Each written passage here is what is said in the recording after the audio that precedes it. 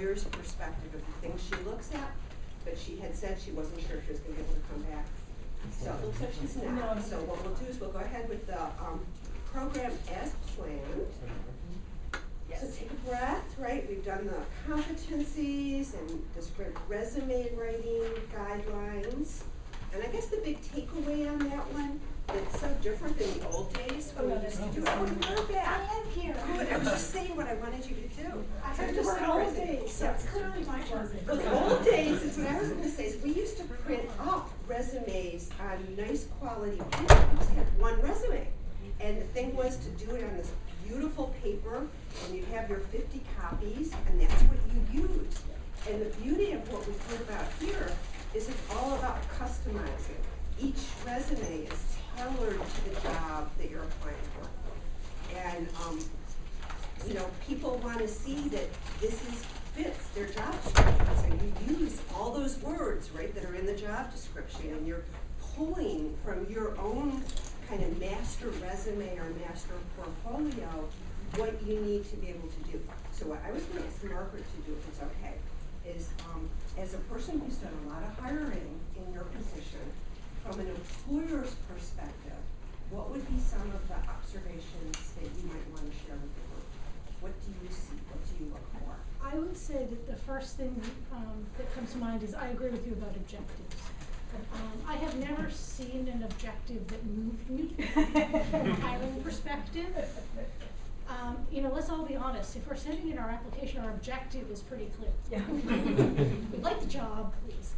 And I think that, but at the most fundamental level, I think that objectives tend to be about what the applicant wants. And really, employers don't care. Employers care about what they want. And so I think it can come across as sort of self-focused in a way that you want to be organization-focused. So you're saying, well, I want a good salary that's interesting, and I want to be able to do new things all the time, and I'm looking at a job where it's like, well, you know, realistically, 30% of this is really boring. But you know what? It needs to get done anyway. So I think that the most important thing that I've seen in resumes is this issue of tailoring and saying, I want to work for you, and I bring this to you. I can deliver this for you. That's really what you're saying. What you want in that case doesn't matter yet. In the interview, maybe it matters, but in the cover letter and the resume, it's not about what we as applicants want, it's about what the employer wants and making that person and that organization, the person's life easier and the organization function better. I'm so glad to hear you say that, because sometimes I really feel bad when I'm reviewing cover letters and resumes, and you know, somebody says about how, you know, how this is going to add to their professional development and how much, and I say the employer really doesn't care, and I feel bad saying that. It just seems mean, but I mean, I know that. Who has time? You don't have time to care, do you? Well, and I think that it's very different from like writing an application to be accepted to a program or a college. Right. There you're really selling, I'm going to be here for 4 years, I bring this to you, but you bring this really special thing to me, and that's why I want to be with you, Northeastern University. That's a different thing, but it's what a lot of people have done most recently. Right. So that's kind of what we default into. The resume that I sent to Lori and that cover, totally different than what I would say. So. It's always great to hear that from somebody who does that, because, you know, and it's so personal that everybody has a really different take on it. But. And I think it depends a little bit on the organization that you're applying to. Really heavily mission-driven organizations might be a little different. And so if you're applying to a small nonprofit that's heavily mission-driven, that's going to pay you about $1.25 a year max, they're going to care about why it matters to you. Beyond that, it's not really something that is going to make a compelling case for why you should apply. I feel much less mean now to hear you say that. It's all perspective. It is, yeah, if you're reading, how many, would you say, how many applications do you think you get for each job posting that you have? Well, in my current position, it's a little different. In my prior position, if I had an entry-level position, we would get 100, 150. And also the other thing is if you're applying for an entry-level position, please don't explain why you don't want the job that's open, but you'd like to come work there as a stepping stone. It's kind of off-putting. Really? Wow. How do you, or what do you think about, if you had, and you might, this might not come up in your organization, but if you had two jobs that were very similar, and the person's qualifications would really fit either, and they would be really happy in either one of them, I tend to tell people that to just do one cover letter in that you say that. But how do you feel? Would you want two separate applications, or? I'm not sure that I've come across quite that situation, but I would say, from a strictly bureaucratic perspective, if you're responding to a big organization, do two separate cover letters. Okay. And do two separate resumes, but maybe refer in the resume to, it's such a great place, I think I have a lot to add, I'm interested in both this position and this position, and have applied for both. That makes sense, because you probably have, you might have an electronic application system. An electronic application system, or even the simple ability to not have the person at the other end have to make the copy to, you know, this person is interviewing, that person is interviewing. It all goes back to make it as easy as possible for the other end. Good, I'm glad I asked. Good. Does anyone else have a question? Oh, actually, I have a question. So I've seen a lot in other job posting where it will have like really, not really complex, but it will say like, in the requirements, like bachelor's plus 7 years of experience, or master's plus 3 years, or PhD 0 years. And it's hard for me to tell, like, I don't want to apply for a job that they're clearly going to say you don't meet a requirement. But also, if I really want that job, I'd want to put out my name for it. And do the years mean like years of experience, or can I count years of academic experience towards that, or years of work experience in a different field? You can't double count. You can't say, I've been doing urban and regional policy for all 3 of the years I've been getting my degree in urban and regional policy. You can't, that's not gonna fly. I think that you can say, it goes back to the skill-based thing. If you've been writing for 10 years, and it's a position that's an external relations and public outreach position, it may not be 10 years of writing the same way, but it's 10 years of relevant experience. But I will say in government jobs, if they say you are required to have a master's degree, they actually mean that if you don't have the master's degree, they're not looking at the resume. Because then you get into a whole situation of, well, you said it was a requirement in the posting, but then you're not hiring that way. And I think it's important to remember, like, public university systems are also government agencies. So for government, they don't have flexibility on that, but a nonprofit, a business might say, yes, you're in the midst, you're getting your master's degree in 3 months. That's close enough. And you want to do you'd be doing an evaluation anyway of how closely your skills match what they're looking for. So you can tell by that. Sometimes, a lot of times employers will put in, how many years experience they want to kind of weed people out. If they say like 5 to 10 years, then they probably really want 5 to 10 years or close to it, But if it's 1 to 3, they might not really care all that much. And it depends on, what your other skills are and how well they fit with what you're looking for. But generally, if it says it's required, then it is something that they have to, they have to have. Sometimes they'll say it's nice, preferred. If they say preferred, that really means you don't necessarily have to have it, so.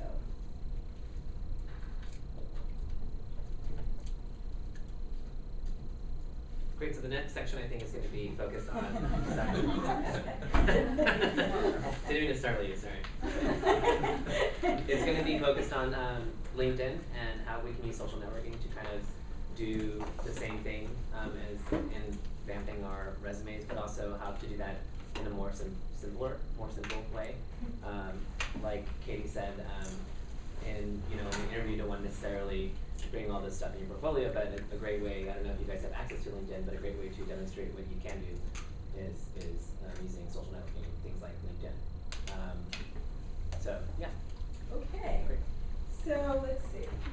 On that Oh. topic, I heard from Stephanie Pollock that there's a LinkedIn group specifically on public policy. Yeah, John just told me about the same. John, do you want to? I haven't looked into it yet, but I was Well, going to. there are probably hundreds on public policy, Okay, yeah. but there's one for MURP, Oh, okay. and there's one for the policy school, and there's one for the Dukakis Center, Oh. and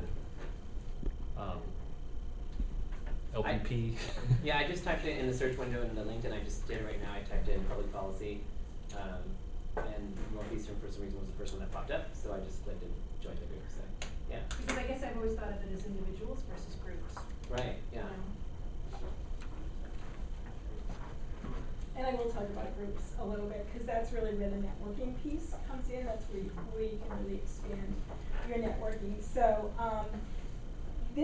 this particular presentation is not really heavy on sort of the details of LinkedIn, but please ask me questions as we go along, particularly if you're not really familiar with it and you want more information. Just kind of ask me, because it's probably more interesting for everyone to hear questions than to just hear me going on. So, and I'm also, it's also sort of based on why networking is important.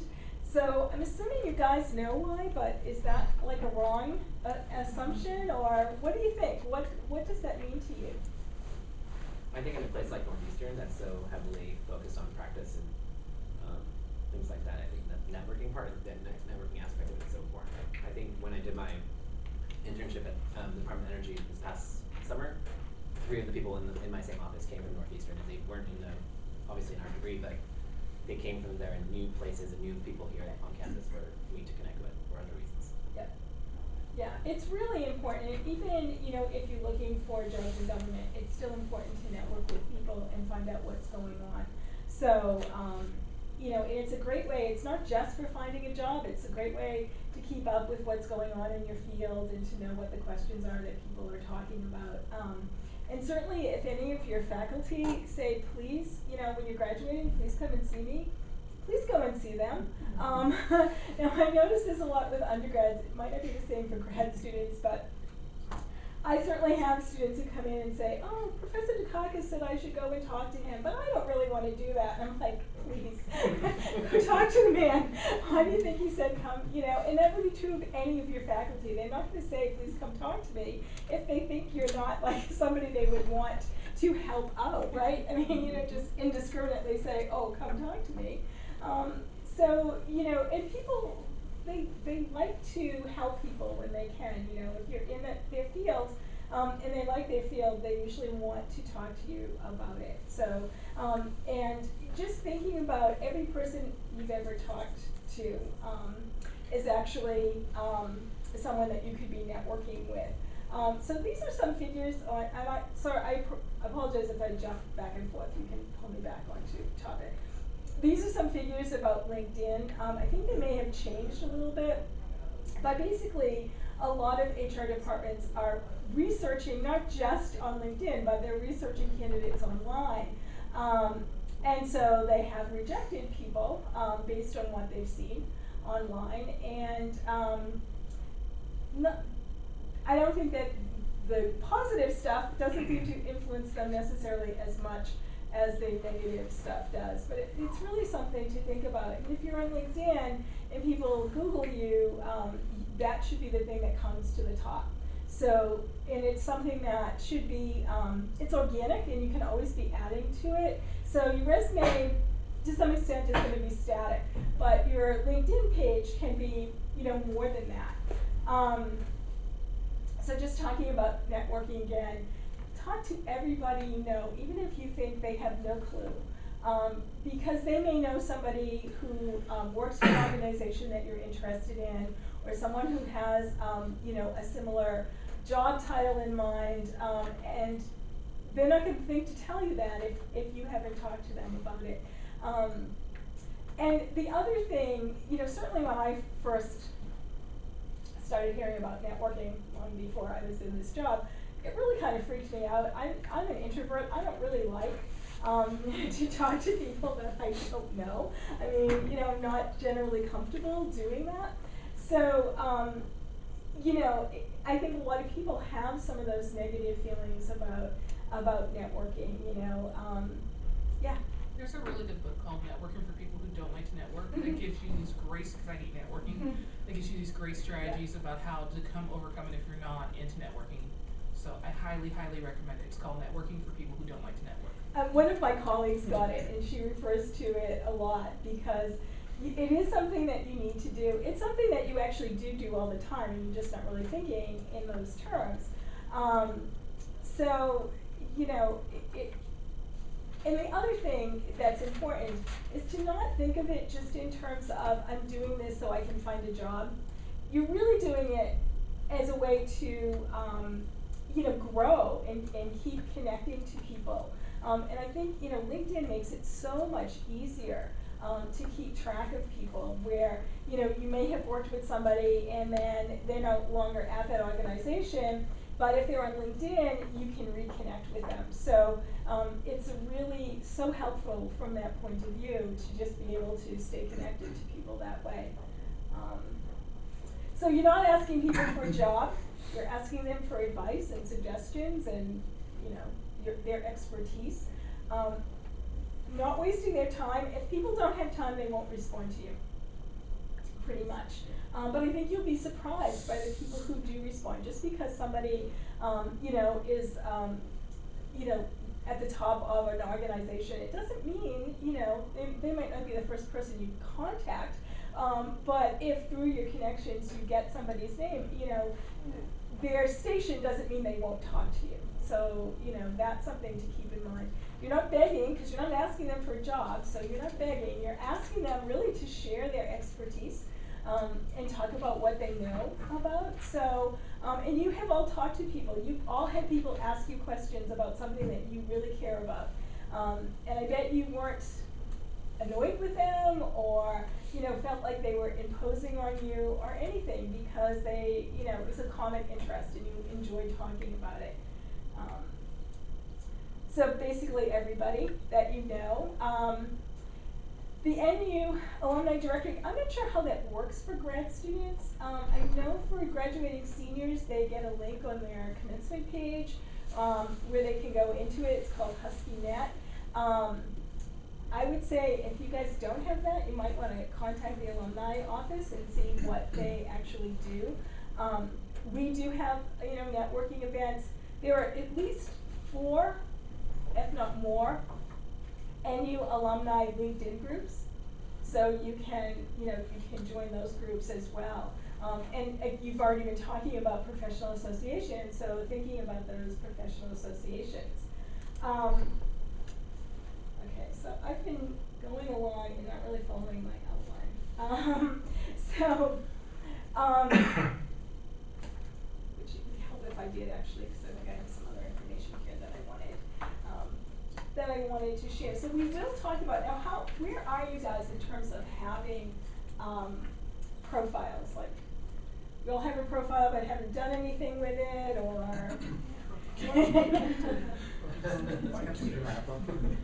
what? I'm all but 9. I can't find 3 recommendations that would complete my profile. Wow. That's like everyone I've asked is like, I don't like doing that. So. Oh, you're kidding. That's kind of neat. But I'm almost done with my profile. That's great. That's really great. That's, totally impressive. And you want to put as much information as you can in there, and it can be totally focused on what you're interested in doing. It doesn't have to just be about what you've done. So that's something to really think about. And I was just looking at this, I think this came up, got a little too far ahead. I think this came up on the side of my LinkedIn profile one day that told me that between, okay, I have 85 contacts. Those 85 contacts link me to 1,930,497 people, which is a number that I can hardly contemplate. I mean, it's just amazing. And that between February 9th and February 12th, 14,327 people were added to my network. So people I knew got connected to other people. So it's vast, and it's really, everybody is, I think every career services office and every university is encouraging people to use LinkedIn. So it just keeps growing because of that, and because people don't use it just to find a job. They're doing it to stay connected with what's going on in their field. Sure. So there's actually a bit of strategy in who you're reaching out to build your network, because exactly what Kate was saying is the wider net that you can make for your connections, the better, because if someone is like a second or a third contact, then you can reach out to them to connect with. But if that person isn't connected to one of your connections, then you may not have access to invite that person to be in your network. So some tips that I've heard in the past is, you all know those people that they're just great at networking. They're like the Malcolm Gladwell connector type people, and their LinkedIn profile they're the ones that have like the 500 plus friends. So those are the people, honestly, that you want to have connections to, because once you connect with them, they will just blow your network up immensely and exponentially. So just as you're thinking about who to reach out to and connect to, those are some things to kind of keep in mind.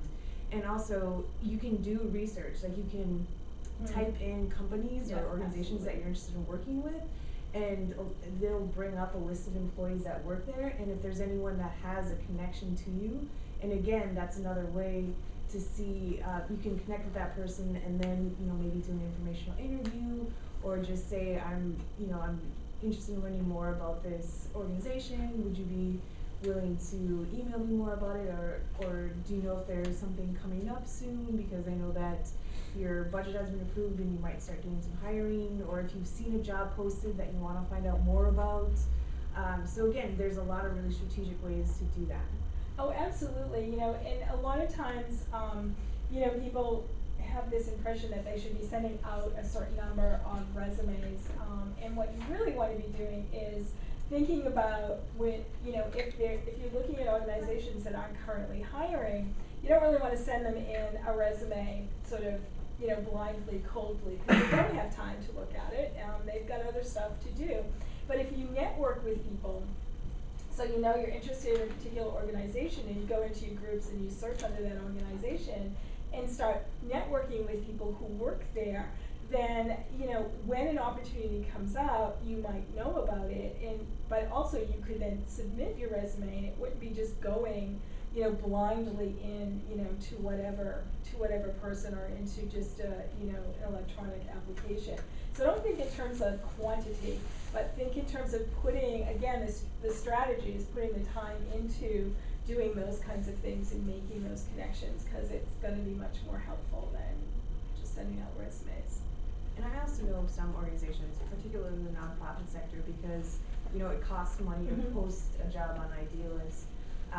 They're either starting to go to other search sites, even sites like Craigslist where it doesn't cost, or they're starting to post on LinkedIn, rather than paying the like $100 or $700 a month to post on Idealist. So if you're connected with them, that might pop up on your newsfeed.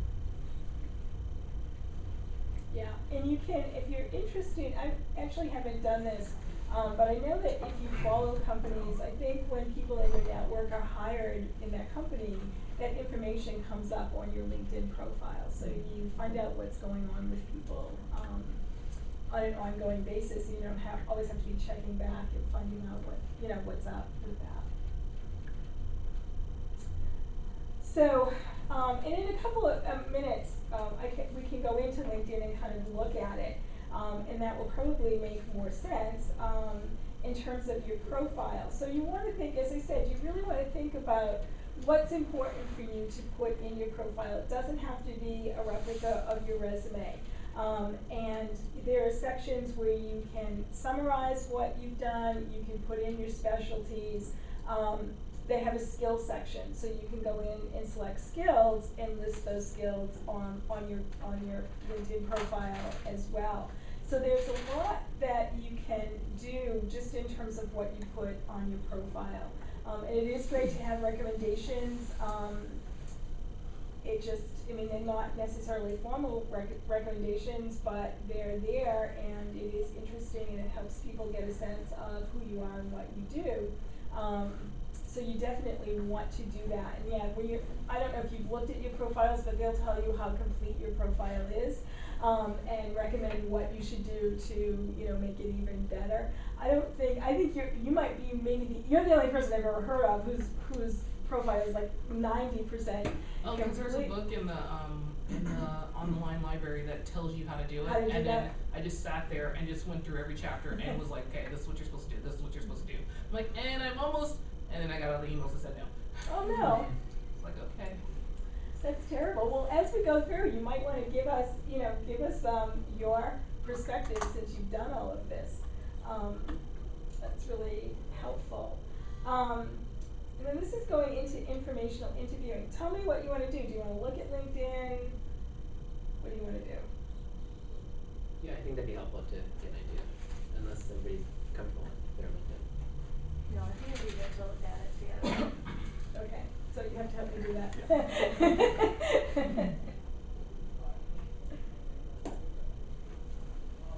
Okay. So, oh yeah, this is going to be fun. Here's one other thing here. Okay, so view my profile, and what do I hit? This one. This one, okay, thanks. So, what's mine? 70% complete, I think. So when you're in the edit mode, you can, see some different things. But one of the things that you can do on this, can I scroll? What do I do to scroll it down this? Okay, thanks. Sorry. That's right. So on that section right before summary, when you're in the edit mode, there's a thing where you can put in an update. So people do that. I mean, if you're at a presentation or you're giving a presentation, you could go in and put in this update, or you're attending a conference, or whatever, and then people who are connected to you are going to get that update and see what you're doing. So again, it's just a way to keep your profile moving and not just static with stuff in there. The summary, now some of my colleagues have like really detailed bulleted summaries. I don't know that there's a convention. I don't know if the books are there. It just says more to what you want, like what's convenient to you. So I just went with a real summary, basically, and just kind of thought about the things that, I'm most interested in, and put that in there. And then the specialties are really like keywords, and you can kind of go in and put stuff in there that are appropriate to your field and what you want people, to know about. And then your experience, which, okay, this is, yeah. Sorry, so maybe to connect it, like, would summary be better, more like the objective in the resume, where you're putting in the objective of what you're looking to get out of, not necessarily that job, but what are you looking, like, I guess the ideal job or something like that? No, I think what you want to put out there is, what you have to offer is how I would look at it. So more, in that case, it's more, centered on you as, if somebody is looking at this, how will they know what you want, what you know how to do, and that would be the thing that you would put in.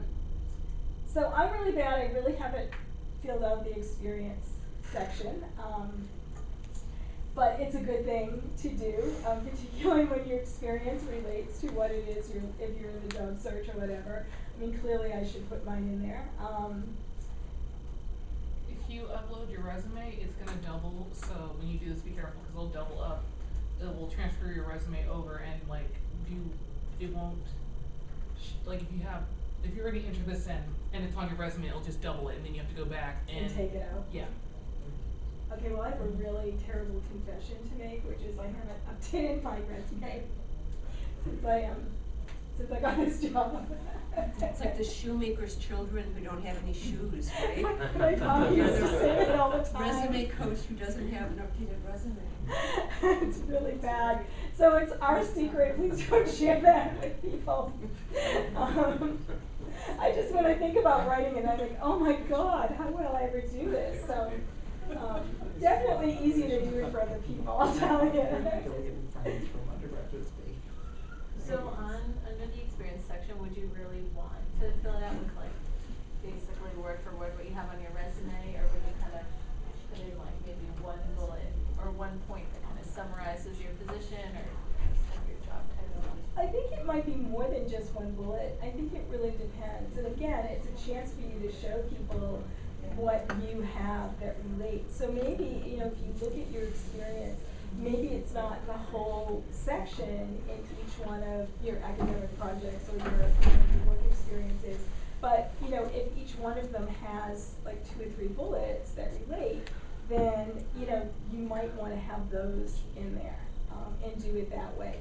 Try to cover what the experience you have that is most relevant to what you want to do. So it all kind of goes back to what are those skills that you want people to know.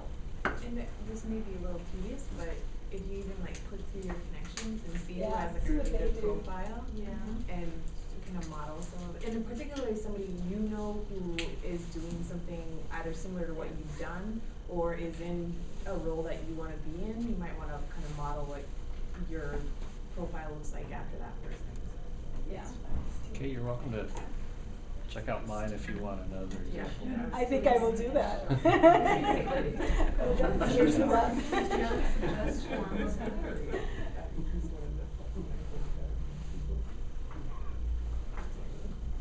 And then there's a section where you can go in and choose skills and put those in there. Now, the first time this skill section came up, and I was looking at it, and literature was one of the things that they had there, which I never in a million years would have thought of putting on my profile. But since I was an English major, I thought, well, what the heck, I know something about literature, so I just put it in there. Mostly because I was just experimenting to see, but obviously, again, it just reinforces the same themes over and over again. And when you go in and you click on them, it gives you kind of a definition of what the skills are. So that can be helpful as well, but you have this nice list from Laurie, so you can go into that skill section and see, you type in the skill and kind of see what comes up. So that is a good way to, you know, really fill that in and put that information in there. And then get recommendations if you can. Now mine are all from people that, well, 2 of them don't work with us anymore, but basically that I've worked with, 3 of them don't work with us anymore. So if you can have more variety, I would suggest doing that. Basically, I'm a career changer, so most of the people who know me as a career counselor are people that I've, you know, worked with. So it's kind of a little bit narrower than maybe you would want it to be. So think about that, you know, who are people that really know what your skills are. And this is, you know, a little less formal than what letters of recommendation would be like, and where they might talk a little bit more about not personal stuff, but your kind of your personality and, you know, how you work with a group, or how, if you work with individual clients, you know, how you build relationships and maintain relationships. So you might have a little bit more of that on these than you might in a more formal letter of recommendation. Did you coach your recommenders at all? Did I what? Did you coach them? No, I just, you know, they're all career counselors. So I just, actually one person is a co-op coordinator, but the others are all career counselors. So I just said, gee, will you write me a recommendation for LinkedIn? And they did. So I was asked by a couple of people to write recommendations, and I looked to see what else was on their profile and kind of modeled it along those lines. Yeah. So when you ask somebody to recommend you, sends them a link or something? Or? Yeah, they have to be on LinkedIn, actually, in order to do it. So I have had students say they've asked people who aren't on LinkedIn, you know, supervisors and co-op jobs or whatever, and they weren't willing to go onto LinkedIn, so they're not able to get those recommendations, but yeah. But again, so, you know, you're in an internship or you're working in a job, and you get this recommendation on LinkedIn, and then, you know, you're not, for whatever reason, not in contact with this person anymore, you still have some of that you can show people. So, it's definitely worth doing. And plus, gee, isn't it nice to hear like what people have to say, you know, about it? It's very easy for us to kind of discount our own skills and abilities, and it's nice to see what, you know, somebody more objectively is going to say about you. I mean, I'm assuming that, you know, if you ask somebody for a recommendation, or you were asked to give a recommendation for someone that, you know, you really don't want to recommend, then obviously you're just going to refuse to do it. So you're not going to see negative things. You will only see the positive stuff, but hey, we probably all see more of the negative than the positive anyway, right? So that's something to think about. When you are asking somebody for a recommendation, is you just click like the request within LinkedIn? I mean, what do you write in the personal text? And like Katie was saying, is it a courtesy to kind of tell them, like, help them out and make their job a little easier and say, this is what I'm trying to do? Could you like talk about this particular project that I did? You might really want to do that, you know, because particularly if it's somebody that you haven't really been in touch with very recently, you may need to remind them what it is they know about you. So, you know, I did a lot of research for you. You know, would you mind writing a recommendation for me on LinkedIn that talks about my research skills, or talks about the projects that I worked on? You know, whatever it is that you would want them to say. And you might want to like, if you're doing some coaching, you might want to round out your profile. So, you know, rather than everyone talking about this particular aspect of you, you can, like, this person talks about this skill, and then this person talks about something very different that you worked on with them. But I always coach my recommenders.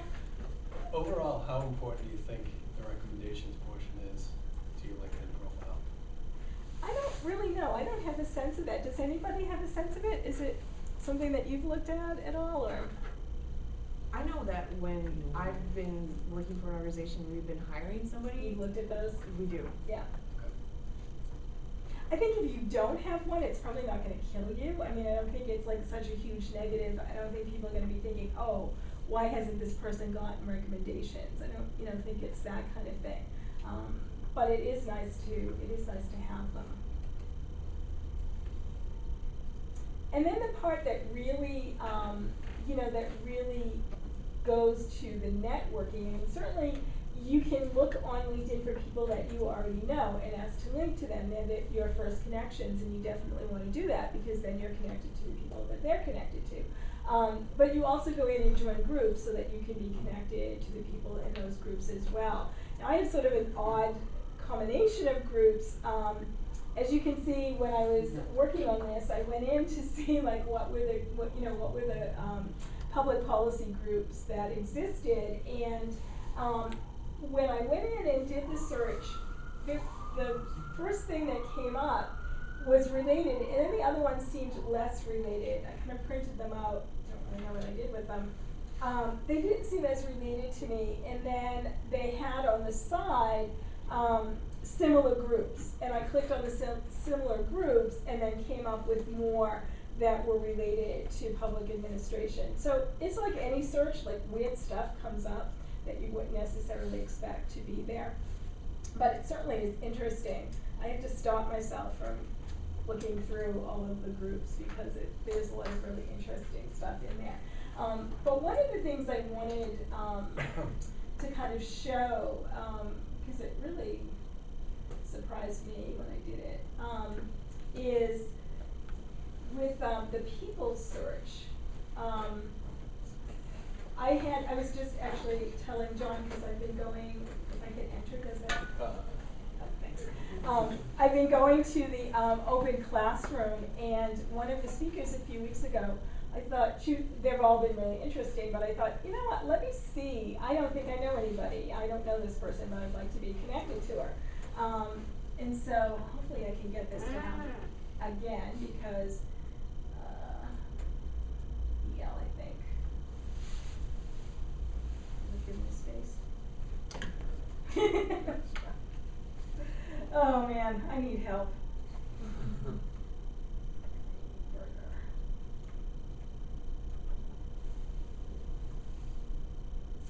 And so I thought, I don't know her. And I went in. This isn't there. That means she's it's a connection of one of your connections. Okay. It might even be a connection of Yeah, I'm not directly. Got it. Yeah, I'm not directly connected. Kevin Bacon. So I'm not directly connected to her, but when I looked at this list, and I know all of those first people whose names come up, and when I looked at it and said, okay, let me see who these other people are. I think in this there was only like one person's name that I didn't recognize. Everybody else, I would say, most of them are first connections. I think maybe one or two of them are not. So for me, it was just like really?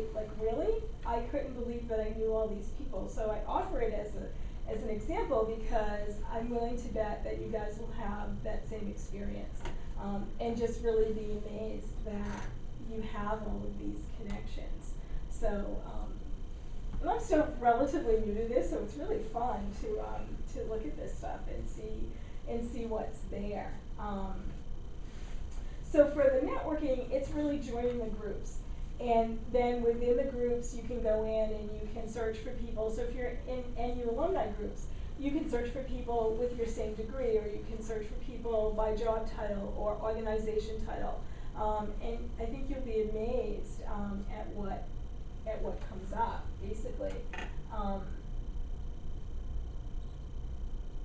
don't know that I have anything else to add to that. I might, but what do you guys think? I mean, have any of you been doing any of this? Like, what's your? Oh, I know what I wanted to talk about, and this is the part that I find really difficult. So, and every time I try to do it, do not do a good job of it. So, I mean, not attempt the example, but it's how you're connected, the people that you can reach. So the people that you know directly, you can reach out to directly and be connected that way. People who are your second and third connections, you need to ask somebody so if I wanted to be introduced to Rachel Greenberger, I would choose one of these people, and actually it might even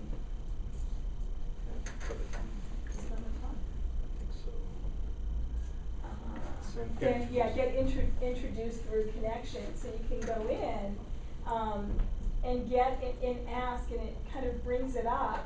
So you choose the person who you want to ask to introduce you, and then there's a little pop-up where you put in what it is you want. You tell the person why you would like to be connected. So for me, I might say, I saw Rachel present, and I thought she was really interesting.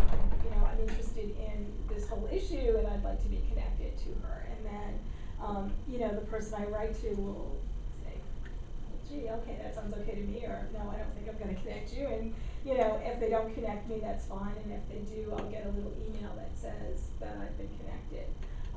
In fact, I did that for this Careers in Public Policy panel that's coming up next week. I did a search on LinkedIn and found someone who does independent consulting, and she's also a lecturer here as well, and at Suffolk and UMass Boston too, I think.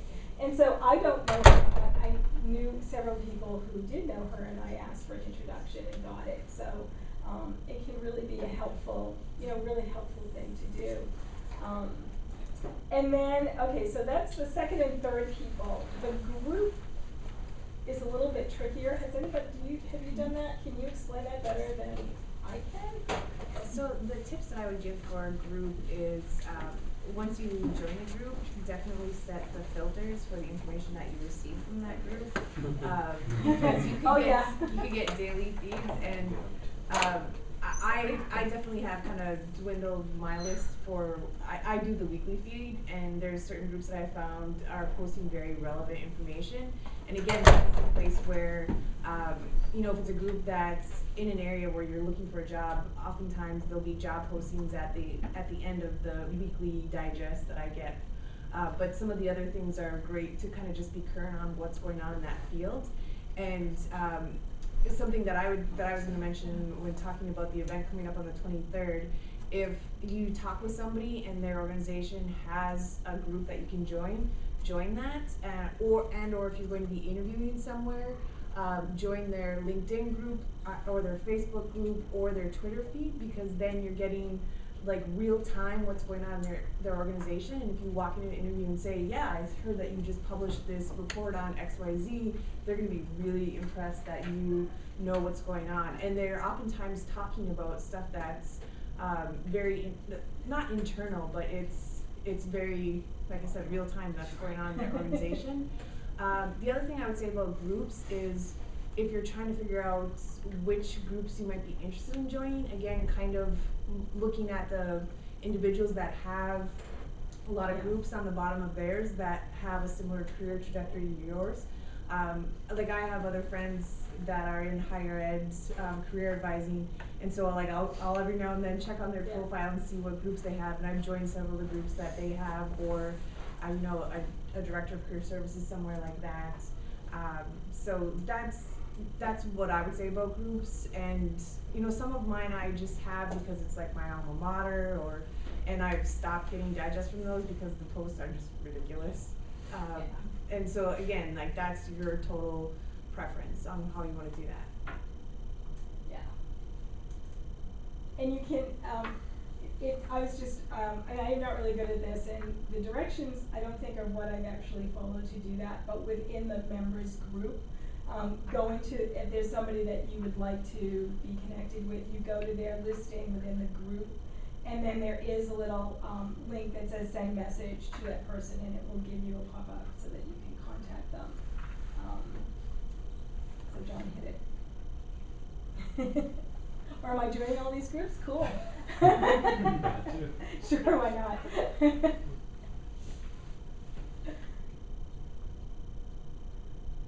Do you just use your best, I mean, because I always get requests from friends, and it's not a friend thing for me. I would like to really keep it separate, but you never know who your friends know, and so it's kind of like, where do I use? I think it really is your own discretion, and you really do have to, you know, think about that. I know that, if they have 500 plus connections. I know, you might want to be connected to them. But like my nephew's wife, joined LinkedIn a little while ago as I was telling her to join LinkedIn because she's doing a job search. And so when she asked to connect with me, I really couldn't say no. You know, don't link to her on Facebook, but I thought, well, that's kind of mean to tell somebody to use LinkedIn and not go ahead and connect with her. So, you know, but you do have to think about it, because it is your professional face, if you want to think about it from that point of view. And so, you know, you may not want to have that connection, and it really does depend. So just do what you think is best. No, there's no downside to really having extra connections like you would in Facebook, and anyone can post on your wall and everyone will see it. No one can really post on LinkedIn your profile, so no one can really see who your connections are. What comes up though is like when they change stuff, like so if they update their profile, that usually will come up. It comes up on your it does come up on your profile. I mean, not that that's a bad thing necessarily, but it does come up. Or you'll get the emails, you know, telling you that 90 people you know have updated their profile, basically. And you can put that all. Yeah, you can filter do the all settings that. on that, because I get a weekly digest on those updates too. And that's another great way, as you're connecting with people, if you've seen someone's changed a job and it's somebody that you want to make sure that you're keeping them in your network, it's great to, you know, say, hey, I saw that you changed positions, or you know, I read your article off of this group, that was really interesting, or you know, I love your new profile picture. Yeah, no, that's really, you have Barry up there. You know, it was the other night when we were leaving the classroom, I saw him and I was gonna say hi, and then I realized he doesn't know me. I just know him from going to the open classroom. So it's kind of like, oh, it's kind of like a celebrity. You know, you think you know somebody, but you really don't. And you have some invitations. Some of them are, that was from like 10 minutes ago. Some of them are spammy though, but Yeah. some of them are not. Yeah, somebody had mentioned that when you first start your profile page, there's like a link that says they can link your Outlook email. Or Gmail, yeah. Yeah, contacts to it. And it used to be, I think, that you could choose to do it, but now I think it does it. You have to It's the choose default. not to have it do it. Yeah. So that you might might be getting sort of spammy emails because people they have you in your, and some of these people I don't know. I look at the name and I'm like, you know, I really have no idea who it is. Yeah. I've never turned down a request from someone who's gone to school at Northeastern. Just 'cause Actually, I have that rule about my undergrad, is if you've gone to school there, I need to know you. And that's actually how most of my network has grown. Like, there's someone who I was looking at, and I was like, how am I your third connection? And then it was like, oh, I know this person, we went to school together. And so I never, if it's related to the school, I don't turn them down. And you guys, well, you probably wouldn't turn down each other, right? I hope not, because you should be networking with each other. I think we should all just agree to recommend each other's name. I just like that two people here already. Never Ask has While we were he- sitting here. Just After about the questions, he's always wrong. He asks clever questions in class. I'm just trying to join that group now. Yeah, it's really fun. And really interesting. So how many groups did I just join? Oh, okay, that's not bad. It's actually easier when somebody does it for me. 109 people waiting for you. Oh my. Can I make a random social networking thing? Sure. A guy actually lost a job because he posted something stupid on Facebook about how he doesn't know if he really wants to go there or not, because then he's gonna have to get up early. Oh. And they replied back saying, well, we'll make a decision for you. Yeah. You don't have to get up early. Yeah. Wow. Yeah, it's really, don't you remember, it's like a couple of years ago, a teacher in Cohasset, I think, at the beginning of the school year said something about, you know, she wasn't looking forward to going back and Oh, yeah. you know, whatever. And she was surprised that they fired her, and I really just don't understand why she would be surprised. You know, it's out there, so people can find it, and if you don't want them to find it, then, you know, you really want to think about whether you want to say it or not, you know. But yeah, people do stupid things. One of my colleagues kind of keeps a little list of, you know, the things I thought I didn't have to tell you. Basically. So that would be one of them. Please don't diss your, you know, prospective employer before you even have the job. Yeah, Well, one of my You guys friends should on- all connect with Mike Hill. I know, what did he have? He's got 500 plus connections. Interesting. One great reason for you to update your LinkedIn is that we want to include your LinkedIn on one of the incentives for coming today was that you're going to get some business cards that we'll put together, help you try to end that networking aspect for the 23rd